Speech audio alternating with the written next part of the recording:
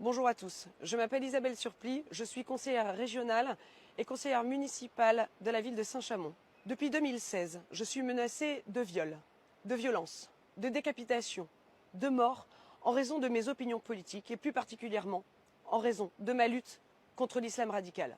Aujourd'hui à Saint-Chamond, je suis menacée d'égorgement par les extrémistes turcs, des menaces signées par les loups gris, parce que j'ai demandé la fermeture administrative de la mosquée gérée par la CIMG, la Confédération islamique militaire-russe, bras armé du président Erdogan. Je suis également et publiquement un soutien inconditionnel de la communauté arménienne. Ce week-end, et pour la première fois, ont été taguées des inscriptions dans une école privée catholique, les Saintes-Maries à Saint-Chamond, des inscriptions menaçantes, racistes, absolument inqualifiables. Ont été taguées en grandes lettres noires « Isabelle Surplis, on va t'égorger ». Ont été taguées parmi 17 autres inscriptions « les Arméniens »,« Vive les loups gris »,« Arméniens, fils de p***».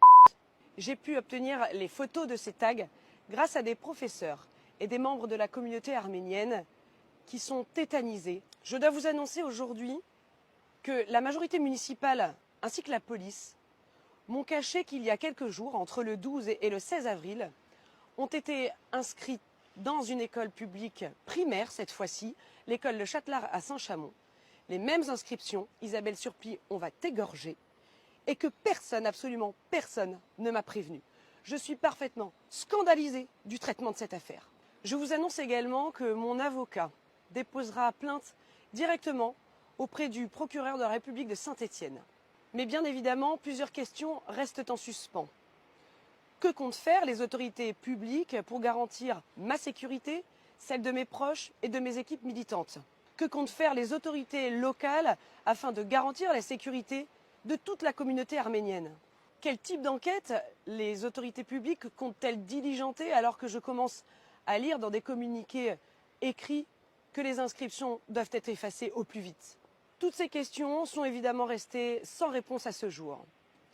Mais rassurez-vous, je ne compte pas me laisser intimider. Je ne compte pas lâcher l'affaire et abandonner tous ces dossiers. Je refuse de me laisser faire. Je vais demander à ce que tout soit mis en œuvre afin que le ou les auteurs de ces faits criminels soient interpellés et punis comme il se doit. Je continuerai à demander la fermeture administrative de la mosquée turque militaire-russe. Je continuerai à combattre l'islam radical où que ce soit sur le territoire national et personne ne m'en empêchera. Ce qu'il s'est passé à Saint-Chamond sont des actes inqualifiables.